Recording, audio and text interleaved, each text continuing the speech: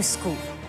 Pwedeng ipadala ang iyong entry sa YouScoop Facebook page o i-post sa YouScoop Facebook group. At pwede rin i-post ang mga ito sa inyong social media accounts, basta gamitin lang ang hashtag YouScoop.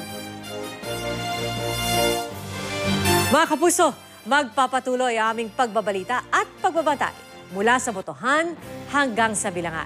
Katuwang po ng GMA Integrated News, ang GMA Public Affairs, GMA Regional TV, Super Radio DZBB, GMA News Online at GMA New Media. Ngayong eleksyon 2025, dapat totoo.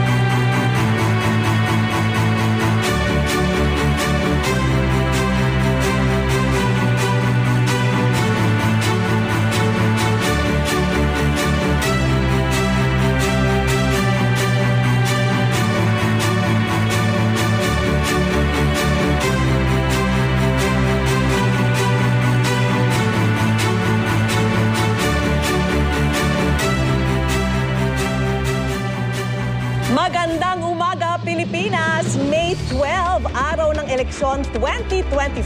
Ako po si Vicky Morales. Ready na ba kayong bumoto? Ako naman, Arnold Clavio. Kasama niyo kaming magbabantay. Ako si Atom Araulio.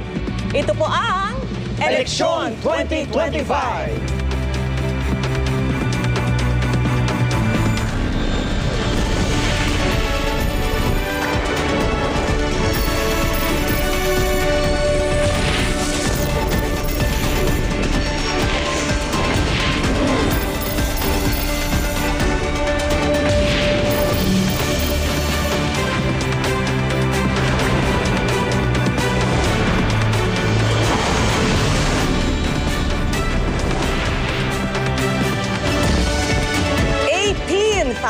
$255. Yan po ang bilang ng mga opisyal na iluluklok ng halos 70 milyong registered voters ngayong eleksyon.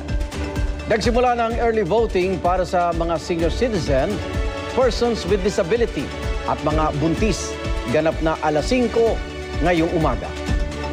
At alas 7 in punto, magbubukas na ang nasa 93,287 clustered voting precincts sa buong bansa. Mula po sa botohan hanggang sa bilangan. Pati na sa pagluluklok ng mga kandidatong mapoproklamang panalo ngayong eleksyon. Nandito kami magbabantay at magbabalita. Gagabayan kayo. At magbibigay daan na matugunan ang inyong mga isasangguni. Buong buo ang puwersa ng GMA Integrated News. Katuwang ang GMA Public Affairs, GMA Regional TV, Super Radio DZBB, GMA News Online, at GMA New Media. Tampok ang mga real-time at live na balita mula Metro Manila. Iba't ibang bahagi ng Luzon. Nasa Visayas din kami. Hanggang sa Mindanao. Sama-sama tayo ngayong Eleksyon 2025.